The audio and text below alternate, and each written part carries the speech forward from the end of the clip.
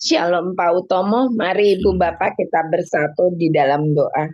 Bapa di surga, Tuhan sumber hikmat, di dalam Yesus Kristus Tuhan yang hidup. Kami bersyukur dan memuji-Mu untuk kesempatan yang indah ini kami boleh dilawat kembali oleh kebenaran firman-Mu.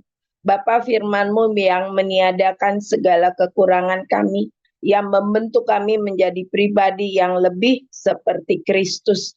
Tuhan tolong urapan Roh Kudus bagi hamba-Mu, Pastor Pauzang, sehingga melalui hamba-Mu kami semua dilawat dengan kebenaran firman, dan berikan Roh Kudus di dalam hati kami untuk membentuk kami sehingga kami dimampukan menjadi pelaku firman-Mu. Tolong ya Bapak, kami siap untuk mendengar firman Tuhan dan kami siap untuk diubah olehnya menjadi lebih seperti Kristus. Tolong mampukan kami. Terima kasih, kabulkanlah menurut rahmat-Mu yang besar di dalam nama Tuhan Yesus Kristus, firman yang hidup itu kami berdoa dan bersyukur. Haleluya, amin. Terima kasih Pak Utomo. Amin, terima kasih Bu Ninu. Silakan Pak Damara dan Bu Endang Iswati. 2 Raja-Raja 8.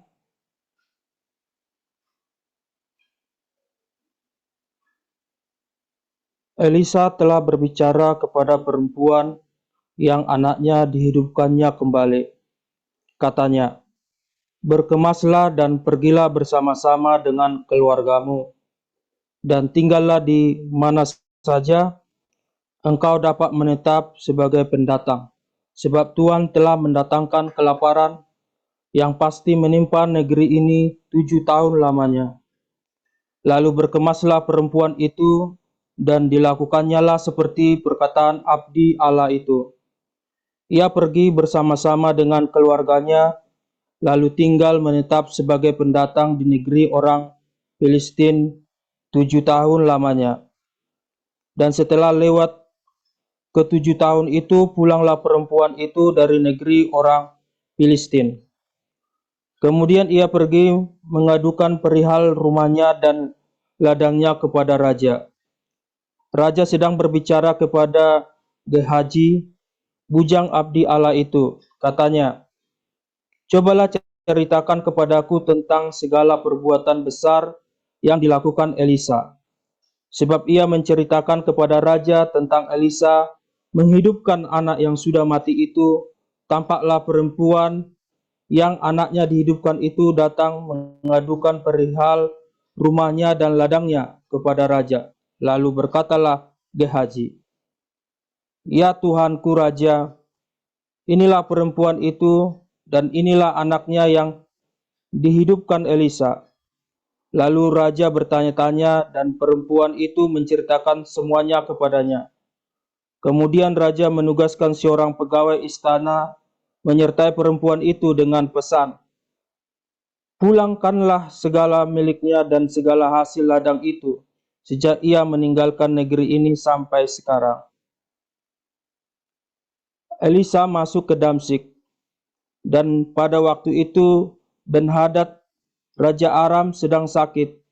Ketika dikabarkan kepada raja, "Sudah datang abdi Allah kemari," berkatalah ia kepada Hazael, "Ambillah persembahan, pergilah menyongsong abdi Allah itu, dan mintalah petunjuk Tuhan kepada perantaranya.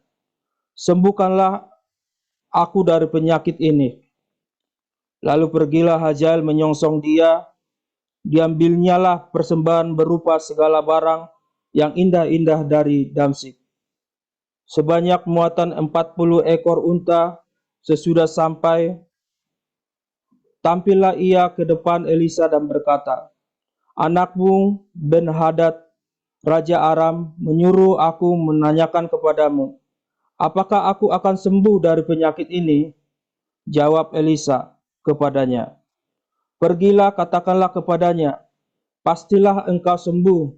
Namun demikian, Tuhan telah memperlihatkan kepadaku bahwa ia pasti mati dibunuh." Elisa menatap dengan lama di depan, lalu menangislah abdi Allah itu. Hazael berkata, "Mengapa tuanku menangis?" Jawab Elisa, "Sebab aku tahu bagaimana malapetaka yang akan kau lakukan kepada orang Israel. Kotanya yang berkubu akan kau campakkan ke dalam api, terunanya akan kau bunuh dengan pedang, bayinya akan kau remukan, dan perempuannya yang mengandung akan kau belah." Sesudah itu berkatalah Hazael, "Tetapi apakah hambamu ini yang tidak lain dari anjing saja, sehingga ia dapat melakukan hal sehebat itu?" Jawab Elisa, "Tuhan telah memperlihatkan kepadaku bahwa engkau akan menjadi raja atas Aram." Lalu ia pergi dan meninggalkan Elisa. Dan setelah ia sampai kepada tuannya, berkatalah raja kepadanya, "Apakah dikatakan Elisa kepadamu?" Jawabnya, "Ia berkata kepadaku bahwa pastilah engkau sembuh." Tetapi keesokan harinya ia mengambil sehelai selimut yang telah dicelupkannya ke dalam air dan membentangkannya ke atas muka raja. Jadi matilah raja, dan Hazael menjadi raja menggantikan dia. Dalam tahun kelima zaman Yoram, anak Ahab, raja Israel, pada waktu itu Yosafat adalah raja Yehuda. Yoram, anak Yosafat, raja Yehuda, menjadi raja. Ia berumur 32 tahun pada waktu ia menjadi raja, dan 8 tahun lamanya ia memerintah di Yerusalem. Ia hidup menurut kelakuan raja-raja Israel seperti yang dilakukan keluarga Ahab, sebab yang menjadi istrinya adalah anak Ahab. Ia melakukan apa yang jahat di mata Tuhan. Namun demikian, Tuhan tidak mau memusnahkan Yehuda oleh karena Daud, hambanya, sesuai dengan yang dijanjikannya kepada Daud, bahwa ia hendak memberikan keturunan kepadanya dan kepada anak-anaknya untuk selama-lamanya. Pada zamannya memberontaklah Edom dan melepaskan diri dari kekuasaan Yehuda, dan mereka mengangkat seorang raja atas mereka sendiri. Maka majulah Yoram ke Zair bersama-sama dengan seluruh keretanya. Pada waktu malam bangunlah ia, lalu bersama-sama dengan para panglima pasukan, karena ia menerobos barisan orang Edom yang mengepung dia. Tetapi rakyatnya melarikan diri pulang ke kemahnya. Demikianlah Edom memberontak dan terlepas dari kekuasaan Yehuda sampai sekarang ini. Lalu Libna pun memberontak pada masa itu juga. Selebihnya dari riwayat Yoram dan segala yang dilakukannya, bukankah semua itu tertulis dalam kitab sejarah raja-raja Yehuda? Kemudian Yoram mendapat perhentian bersama-sama dengan nenek moyangnya, dan ia dikuburkan di samping nenek moyangnya di kota Daud. Maka Ahazia anaknya menjadi raja menggantikan dia. Dalam tahun ke-12 zaman Yoram, anak Ahab raja Israel, Ahazia anak Yoram raja Yehuda menjadi raja. Ia berumur 22 tahun pada waktu ia menjadi raja, dan setahun lamanya ia memerintah di Yerusalem. Nama ibunya ialah Atalia, cucu Omri raja Israel. Ia hidup menurut kelakuan keluarga Ahab, dan ia melakukan apa yang jahat di mata Tuhan, sama seperti keluarga Ahab, sebab ia adalah seorang menantu dari keluarga itu. Ia pergi bersama-sama Yoram bin Ahab untuk berperang melawan Hazael, raja Aram, di Ramot Gilead. Tetapi orang-orang Aram melukai Yoram. Kemudian pulanglah Raja Yoram ke Yisrael supaya diobati luka-lukanya yang ditimbulkan orang Aram di Rama pada waktu ia berperang melawan Hazael, Raja Aram, dan Ahazia, anak Yoram Raja Yehuda, pergi menjenguk Yoram bin Ahab di Yisrael karena dia sakit.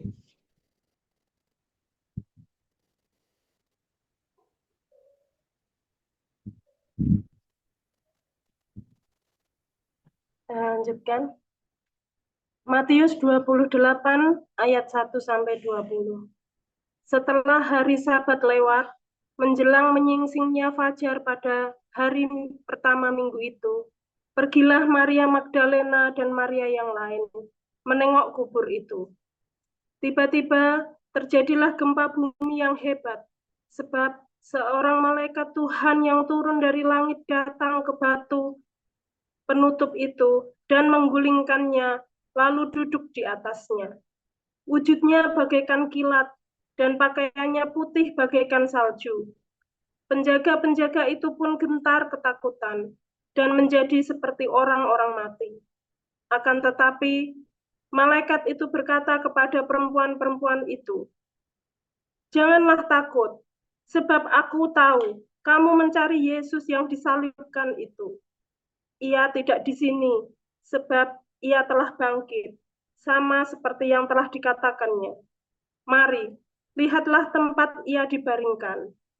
Segeralah pergi dan katakanlah kepada murid-muridnya bahwa ia telah bangkit dari antara orang mati. Ia mendahului kamu ke Galilea. Di sana kamu akan melihat dia. Sesungguhnya aku telah mengatakannya kepadamu."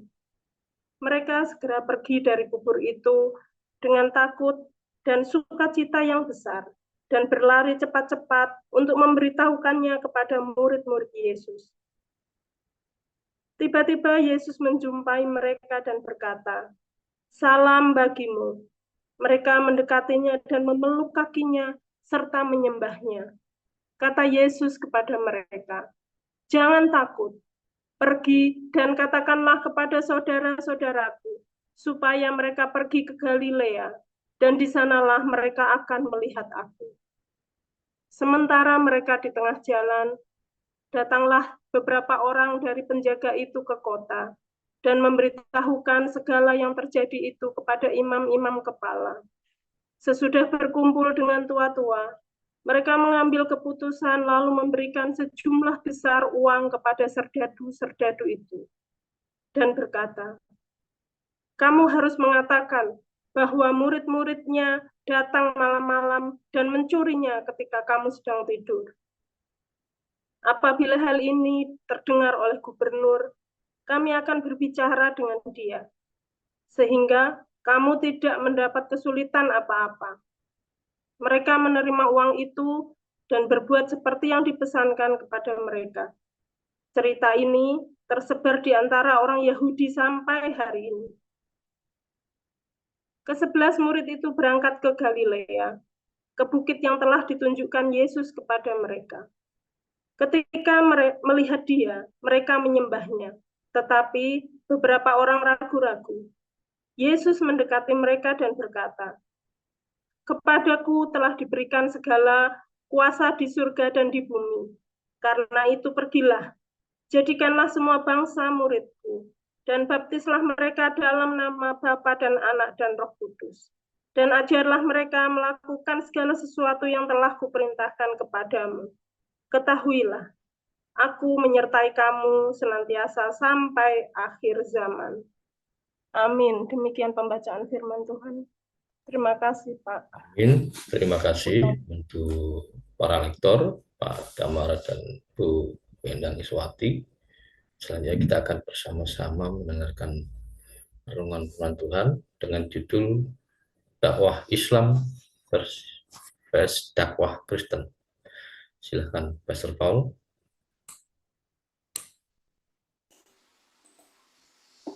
Haleluya, luar biasa. Firman Tuhan selalu baru setiap hari ketika kita menanti-nantikan Tuhan dengan penuh cinta, dengan penuh kesetiaan, ya saudara, dan terus berbuat kebaikan, karena kebaikan yang Anda buat adalah sebuah Injil, sebuah kabar kesukaan bagi dunia ini.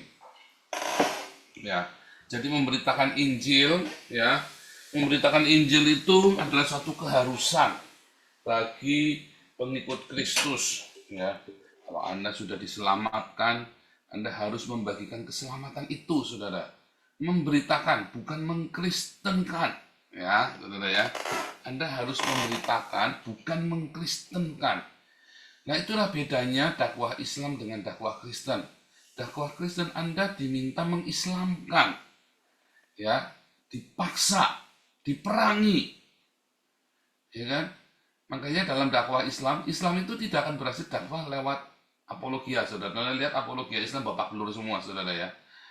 Ya kan? Apologia itu Islam babak belur semua itu ya. Bahkan jadi bumerang semua ke mereka kan, semua bentuk jenis apologetik karena diserang sama orang Islam sendiri. Kesaksian mereka itu, apologia mereka diserang sama orang Islam sendiri, saudara ya. Dipermalukan oleh orang Islam sendiri. Ya, sama-sama orang NU, saudara ya. Kesaksian mereka dipatahkan, kesaksian mereka atas kedahsyatan Al-Quran itu dipatahkan oleh orang-orang Islam sendiri. Tidak ada yang begitu, ya, saking muaknya, enaknya ya. Dari mulai profesor fisika itu, siapa itu saya lupa namanya ya, Hasanuddin siapa itu ya, yang profesor fisika dari Jepang itu, sampai Profesor Munim Siri, sampai Ade Armando Kumaila, cewek satu itu ya, bikin babak belur mualaf ya, saudara ya. Karena memang dari dulu dakwah Islam itu tidak pernah berhasil dengan logika dan verbal. Dakwah Islam itu hanya bisa dengan beranak pinak macam tikus got dan pedang.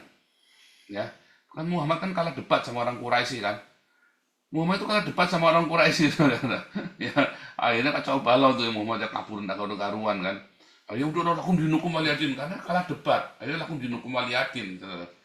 Ya kan, kalau orang Islam di Indonesia kalah debat lapor polisi atau halal darahmu, saudara. Tapi kalau di dalam dakwah Kristen, kamu itu bukan mengkristenkan, tidak boleh loh, saudara. Kamu tidak boleh mengkristenkan loh, saudara. Kamu hanya boleh memberitakan tentang Yesus. Jangan pernah kamu berambisi untuk mengkristenkan, saudara. Ya, kenapa? Karena hanya Roh Kudus, ya, yang akan membuat mereka menjadi seorang pengikut Kristus, bukan Anda, bukan saya. Jadi kalau ada seorang pendeta, ya dulu ya, wah jangan panggil nama saya, kalau saya tidak dalam setengah jam bisa mengkristenkan orang ini. Makanya akhirnya palsu semua orang Kristennya, ya. Orang Kristen yang dia baptis itu semua itu berapa, wah dia pamer, dia suka dipamerin di Facebooknya dia dulu. Ya, abab semua pada balik ke Islam semua, saudara. Karena dia mengkristenkan. Ya belum. Kalau dia tidak mau, antara dia dimarahi sama dia, orangnya ditakut-takuti, dimarahin, atau dikasih uang, saudara. Itu ada lagu lama, saudara ya. Belum semua. Sehingga akhirnya dakwah itu ya menjadi bisnis. Bisnis foto-foto supaya orang nyumbang. Ya kan? Itu saya tahu itu sudah lama sekali. Dulu Bu Vivin tak omongin, hati-hati Bu Vivin, bandel ya. Kecolongan semua kan, kita pernah ya, 15 orang ternyata sudah ada 15 orang yang dibaptis oleh komunitas kita dulu ya, melalui Bu Vivin itu ternyata sudah dibaptis 15 kali juga oleh orang lain ya. Saya bilang hati-hati loh orang ini loh, saya bilang hati-hati loh. Begitu saya tahu, saudara, karena saya begitu melihat orangnya, caranya begini, saya bilang loh, ikut kelas kita dulu, ya. Waduh, saudara ya, waduh sudah. Nggak tahu sudah dibaptis 15 kali, saudara ya. Dibaptis sana sini, setiap kali dibaptis cuma duit. Karena waktu itu bandel ya Bu Vivin ya, nggak mau dengarkan saya, saudara. Itu tuh sudah itu tuh sudah dari saya penginjilan ke orang-orang Islam 2015 ya, saya fokus penginjilan orang Islam itu. Sudah mulai dari 2015, saudara. Ya. Komunitas itu, waduh, saudara, serem itu ya. Nah, itu yang saya tentang, karena orang ini yang bisnis ini juga dari Islam, saudara. Jadi nampaknya dia juga jadi Kristen itu untuk mendapat uang. Dan itu sama sekali tidak diperbolehkan, dan itu benar-benar hal itu haram jadah di dalam kekristenan, saudara. Karena ketika kamu menjadi pengikut Kristus, ya, kamu itu taruhannya adalah nyawamu, saudara. Kamu menjadi pengikut Islam itu taruhannya bukan nyawa, saudara, karena nggak akan ada orang Kristen mau bunuh kamu, saudara. Nggak ada, dari zaman ke zaman kalau kamu jadi Islam nggak akan ada yang nggak akan ada yang bunuh kamu. Kalau omong ada itu bohong, saudara. Ya kan? Karena kan memang Islam itu harus ditakwakan dengan kebohongan. Tapi kalau kamu menjadi pengikut Kristus, banyak orang mau bunuh kamu, terutama orang-orang Islam. Ya, satu dua dari agama lain itu pun karena kebodohan. Biasanya terus dia kalau dikasih tahu ya terus dia mundur. Biasanya menasihati juga temennya, misalnya ini orang kelenteng, dia tradisi kelenteng yang kolot gitu ya. Lalu anaknya jadi Kristen, wah pertama kamu tak apa ini gue bunuh. Tapi sudah dikasih tahu sesama orang kelenteng yang nggak jadi, sudah biasanya malah diterima ya. Ya Allah, tetangga saya dulu kan itu kan orang kelenteng, saudara. Saya injili, benar-benar bertobat, saudara ya. Benar-benar bertobat, lalu adiknya dia mau dibunuh sama bapaknya. Ya kan, bapak orang kelenteng dibalok, saudara, dibalok digebuki, saudara ya. Yang menasihati juga orang kelenteng lagi, saudara. Karena orang kelenteng tidak ada, kamu jadi Kristen kamu dibunuh, tidak ada. Malah di dalam kelenteng itu, di Banjaran itu ya, di Adiwarna itu, ada patungnya Bunda Maria, ada patungnya Santo Yosef, saudara. Jadi, buat mereka Maria itu adalah dewi, seperti Kuan Im, dewi belas asih seperti Kuan Im. Santo Yosef itu ya dewa yang belas asih, sama saja bagi mereka. Jadi ada patungnya Dewi Kuan Im sama Dewi Maria sama Dewi Yosef, saudara. Ada Dewa Yesus juga di dalam kelenteng, saudara ya. Ada, itu beneran ada, Anda boleh cek itu ya. Enggak ya, saya nggak tahu sekarang masih ada apa nggak ada ya. Tapi itu saya sampai ketawa, sampai nanya, kok ada patung Bunda Maria di situ? Katanya itu kan Dewi. Loh, di Bali juga sama ya. Bunda Maria dengan Santo Yosef dengan Yesus dianggap diperlakukan sebagai dewa dewi. Sama seperti dewa-dewi yang lain yang mereka sembah, saudara. Ya kan? Jadi ogoh-ogoh itu, Anda pernah lihat ogoh-ogoh di Bali, ogoh-ogoh Ibu Maria sama ogoh-ogoh Ibu Maria yang gendong Yesus, saudara. Ada itu ogoh-ogoh itu, saudara. Ogoh-ogoh itu kalau hari raya Nyepi dibakar, saudara ya. Ada itu di Bali itu, saudara. Nah, diperlakukan sebagai dewa-dewi, mereka sama. Ya. Nah, tapi kalau khusus kamu dari Islam kamu pindah ke Kristen, kamu tuh benar-benar bisa dibunuh. Kayak Yudi Mulyana kan dikejar-kejar mau dibunuh kan. Ya, Ali Makrus kan sampai sembunyi mau dibunuh. Agustan itu dulu ya, mau telepon saya mau dibunuh ya, saudara ya. Telepon saya terus sama Hani Christian mau dibunuh. Karena memang ada tertulis ya, barang siapa murtad bunuhlah. Ya kan? Sekalipun itu orang tuanya atau anaknya. Nah, bagaimana dalam Kristen? Nggak bisa. Karena bahkan kamu agamanya Kristen saja bisa saja kamu tidak percaya. Dan kamu tidak masuk surga. Sehingga kamu hanya bisa datang kepada Bapa, datang kepada Yesus. Ya, hanya karena Roh Kudus yang menggerakkan orang itu, saudara. Sehingga tugas kita itu hanya sampai memberitakan. Nah, ingat-ingat ya, saudara ya, jangan pernah berambisi untuk mengkristenkan orang tuamu. Jangan berambisi mengkristenkan anakmu, saudaramu, tetanggamu. Ya, jangan berambisi untuk mengkristenkan. Karena nantinya kamu kekecewaan, oh saya akan kristenkan dia dengan cara menikahi. Kamu akan kecewa, saudara. Dia menjadi Kristen bukan mengikut Kristus, mencintai Tuhan itu bukan karena dia mencintai Tuhan, tapi karena ya udah mau kawin, udah telanjur diperawanin, saudara. Iya kan? Atau dia udah telanjur, saya sudah telanjur cinta sama dia. Yang kamu laki-laki, akhirnya kamu jadi Kristen, karena telanjur. Hatimu jauh, diajak ngomong nggak ngerti. Ya pokoknya semua agama kan sama, baik kan enggak, saudara. Jadi ketika Anda mau menjadi seorang Kristen, ya Anda jangan karena pernikahan, jangan karena sesuatu yang lain, saudara ya. Selain karena kamu mengalami Tuhan sendiri. Jangan ada alasan lain, saudara. Kamu menjadi seorang Kristen, sebaiknya karena pengalaman Tuhan, karena kamu percaya. Sebab kalau enggak, kamu juga menjadi seorang Kristen yang enggak jelas. Dan bisa-bisa orang-orang ini banyak yang jadi pengkhianat ya, saudara ya. Orang-orang ini kemudian menjadi pengkhianat. Walaupun ada juga yang jadi sungguh-sungguh ya, kayak istrinya Yusuf Roni itu menjadi Kristen karena pohon Natal, saudara. Ya, tapi kan jadi sungguh-sungguh kan. Yusuf Roni juga kan jadi Kristen kan juga bukan karena sesuatu. Ya kan, tetapi karena dia ada pengalaman berinteraksi dengan orang Kristen lalu tertarik, ya saudara ya. Nah, pemberitaan itu adalah sebuah berita sukacita, ya kan. Mulai dari kamu kasih makan, kan berita sukacita. Tapi waktu kamu kasih makan, kamu nggak boleh jadikan dia Kristen dengan iming-iming, saudara. Nggak boleh. Romo Van Lith di Muntilan dulu itu ya, dia pendahulunya itu selalu memaksa, karena dia Belanda kan, memaksa orang-orang untuk foto ya ke gereja, dikasih Indomie, dikasih dulu bukan Indomie ya, kasih beras, kasih macam-macam ya. Nah, lalu waktu Romo Van Lith datang, dia ngeliat ini nggak benar, ya ini nggak benar. Bukan dipaksa untuk jadi Kristen ya, enggak, mereka tetap jadi Islam lagi, saudara. Cuma dipaksa untuk foto-foto supaya dapat donasi. Lalu Romo Van Lith masuk, ini nggak benar katanya kan. Akhirnya Romo Van Lith benar-benar membuat klinik, dia bikin sekolah, anak-anak di sekolah ini klinik dikasih makan, saudara. Nggak pernah dibawa ke gereja, gerejanya kosong.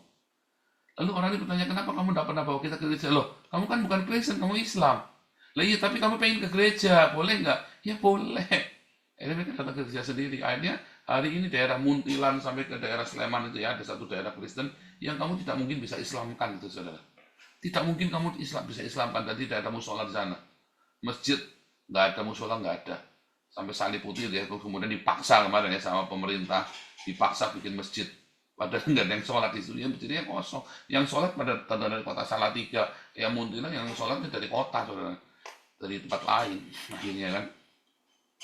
Nah itulah. Nah, saudara, ketika kamu memberitakan, kamu itu harus memberitakan dengan kesaksian hidupmu, saudara. Dan kamu tidak boleh menceritakannya dengan kebohongan. Karena nanti orang akan kecewa. Dan orang tidak akan mendapatkan kesaksian yang benar. Namanya bersaksi itu, kamu tidak boleh bersaksi dusta, saudara. Kesaksian yang kita ucapkan ya tentang Tuhan Yesus kita yang kita sembah. Harus kesaksian yang benar yang kamu alami ya. Dan sebuah kesaksian ketika kamu membagi hidupmu, membagi berasmu, membagi makananmu, itu adalah kesaksian yang paling benar, saudara. Jadi tidak cuma omdo, tidak cuma ngoceh. Ya, kamu cuma ngoceh ya, waduh ini orang agama Kristen yang paling baik, ya salah. Tuhan Yesus sangat baik. Habis itu kamu berbagi. Tuhan Yesus pun melakukan itu ya. Dalam kesaksian, dalam pemberitaan pengajarannya, Tuhan Yesus selalu membagi makanan. Para rasul dalam kesaksiannya selalu membagi makanan. Makanya gereja kebanyakan khotbah, tapi nggak pernah bagi makanan. Yaitu gereja nggak beda sama Mario Teguh. Nggak beda, cuma gerejanya gereja motivator, bukan gereja ya kan, bukan gereja yang ada Roh Kudusnya. Karena di mana Roh Kudus bekerja, di situ ada makanan dibagikan, saudara. Selalu ya, selalu. Makanya perjamuan Tuhan itu, tadi malam kita belajar kapannya? Oh, sorry ya, di HBC 3 ya, sorry ya. Perjamuan Tuhan itu, di Hagios Babel College saya ajarkan. Dulu kita pernah belajar juga ya. Perjamuan Tuhan itu bukan dengan segelas kecil anggur dan sekerat roti, bukan. Tapi benar-benar makan.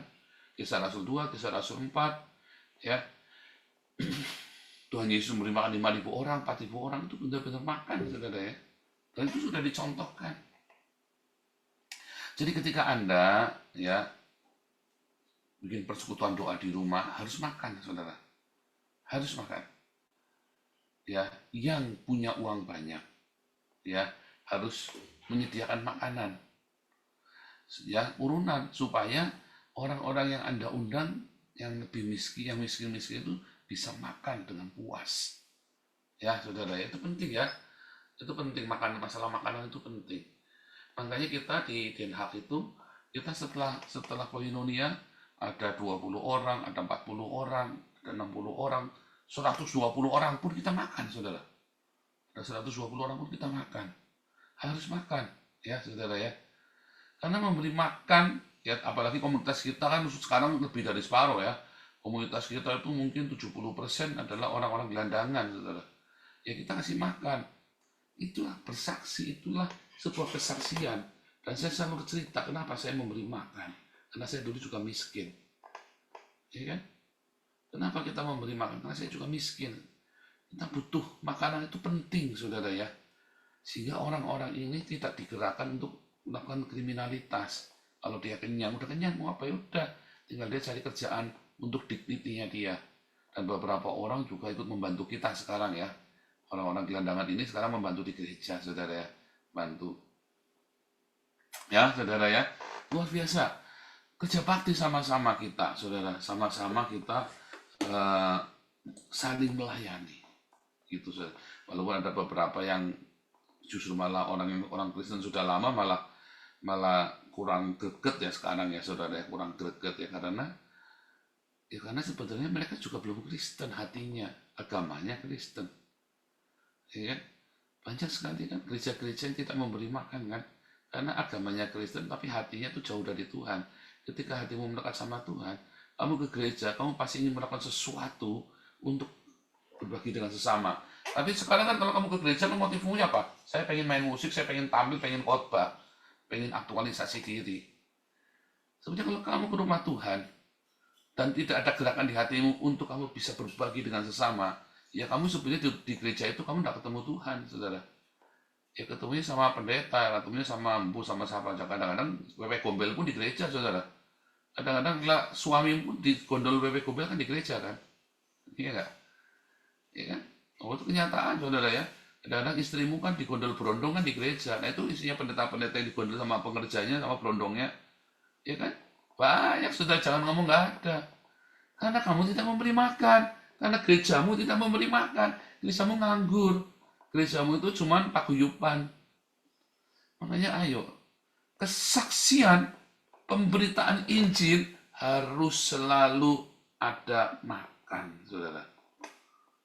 Harus selalu ada makan. Harus, saudara. Itu sudah diberi contoh. Di mana ada revival, di situ memberi makan. Itu wajib, saudara, yang memberi makan itu ya. Jangan sampai diambil alih oleh agama lain. Apalagi Buddha Suci itu kan aktif sekali ngasih makan, saudara. Loh, itu kan Buddha Suci. Kalau kita ngasih makan, apa bedanya Buddha Suci? Nah iya, Buddha Suci saja ngasih makan. Kamu orang Kristen malah nggak ngasih makan. Berarti kan kamu edan. Kristennya Kristen nggak jelas, saudara. Orang Islam saja dia jadi sedekah sekarang ya, 2,5% untuk kasih makan juga kan. Tapi kamu orang Kristen nggak kasih makan. Berarti kamu kan lebih parah daripada orang Islam dan orang Buddha ini, saudara. Bolak-balik saya selalu bilang promosin kelenteng Tuban itu. Kelenteng Tuban itu makanannya itu ngeri, saudara ya. Ngasih makan itu seberapapun orang datang pasti kasih makan. Makanya kita mau bikin depot di Surabaya. Ya, kita mau bikin depot supaya setiap orang datang kapanpun bisa makan di situ. Gratis. Itu kan perintah Tuhan Yesus, saudara. Harusnya kan gereja yang melakukannya. Lah kok jadi kelenteng yang melakukannya, saudara? Harusnya kamu malu gereja. Oh, saya mah malu udah lama ya. Saya sudah lama malu, saudara. Makanya saya kalau ditanya ya, kamu kalau sudah punya uang banyak, kamu pengen apa? Saya pengen kasih makan orang. Karena itulah perintah Tuhan yang dilalaikan, diabaikan oleh gereja. Itu adalah kabar sukacita yang diabaikan oleh gereja. Ketika orang Islam mengacungkan parang untuk berdakwah, seharusnya orang Kristen mengulurkan tangannya, memberi makan untuk berdakwah. Itu yang benar, saudara. Mengapa ada wilayah-wilayah Kristen bisa diislamkan di zaman dulu, sekarang udah nggak bisa? Ya karena waktu itu gereja lalai, gereja tidak memberi makan, gereja itu malah sibuk meres rakyat, narik pajak 10%, saudara, ngeri, saudara. Pajak pemerintah 20-30%, bahkan 40%, ditambah pajak gereja 10%, saudara. Belum lagi persembahan-persembahan lain yang kamu harus bawa ke gereja. Sementara jemaat itu udah miskin sekali, lalu para bishopnya, para kardinalnya, para pemimpin gerejanya waktu itu hidup di dalam hedonisme, bahkan katanya selibat tapi bisa punya anak haram. Akhirnya marah, jemaat marah. Akhirnya begitu Islam masuk ya didukung, saudara. Islam punya propaganda ya kan, oh kita pajaknya cuma 2,5%, kamu kan 10%, kita pajaknya cuma 2,5%, all in, pajak negara dan pajak agama pokoknya 2,5%, kecuali kamu tidak mau jadi Islam, pajak kamu 40%, kisos itu ya, 40%, saudara. Maka orang berbondong-bondong jadi Islam kan? Kan begitu kan? Sebetulnya kan?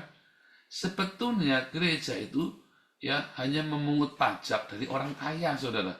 Dan untuk diberikan kepada orang miskin. Sebetulnya itu begitu, saudara. Tapi ini kan kebalik kan? Rakyat miskin pun dipaksa kan? Makanya akhirnya kerajaan Kristen Yaman, kerajaan Kristen Syria, kerajaan Kristen yang di Alexandria dengan mudah diislamkan. Kerajaan Kristen Bizantin dengan mudah diislamkan. Tetapi mengapa sampai dengan hari ini Eropa Barat tidak bisa diislamkan? Karena gereja tahu, bertobat. Ya, semua gereja bertobat. Ya, mereka memberi makan. Ya kan? Ini kan sekarang coba lihat yang di kita kasih makan itu. Hanya gereja kasih makan. Karena masjidnya kasih makan boro-boro buat sewa gedung aja lagi utang-utang terus. Ya kan? Sewa masjid itu kan utang-utang terus, banyak yang ditutup kemarin waktu Covid gara-gara nggak bisa bayar sewa masjid kan, sewa gedungnya, ini tutup masjidnya, saudara. Nah sekarang kalau di Eropa gereja, kenapa gereja penuh? Kenapa gereja di Eropa penuh? Kalau bilang kosong itu hoax, saudara ya. Itu hoax. Ya kan waktu itu pernah tak liput ya, nih gereja di Eropa nih penuh. Kenapa gereja di Eropa penuh? Gereja di kita pun sama ya, udah mulai penuh ya, saudara, mulai banyak pertama kali kita kasih makan. Jadi tidak bisa diislamkan, sampai kapanpun tidak bisa diislamkan. Ya, sampai nanti suatu ketika ya terjadilah ya Roh Kudus diangkat dari muka bumi, dunia chaos, maka Islam akan tampil. Ya salah sendiri, karena apa? Karena memang Roh Kudus diambil dari muka bumi. Ya, maka sekarang yuk tiap hari saya selalu cerita, ayo kasih makan, ayo kasih makan, ayo kasih makan.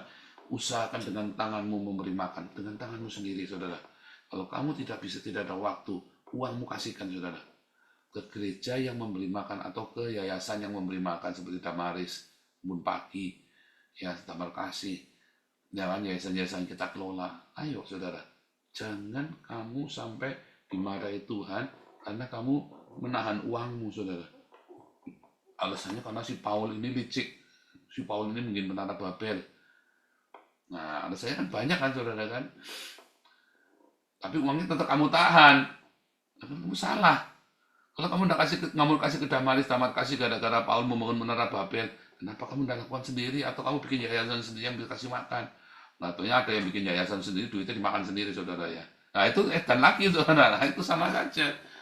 Nah, itu ya. Nah, makanya, ayo, saudara, hati-hati. Ya, kamu adalah seorang Kristen apabila kamu ngasih makan. Kalau kamu tidak pernah ngasih makan, kamu itu bukan Kristen. Kamu itu hanya penggembira di dalam gereja. Bahkan termasuk pendetanya. Tuhan Yesus memberkati.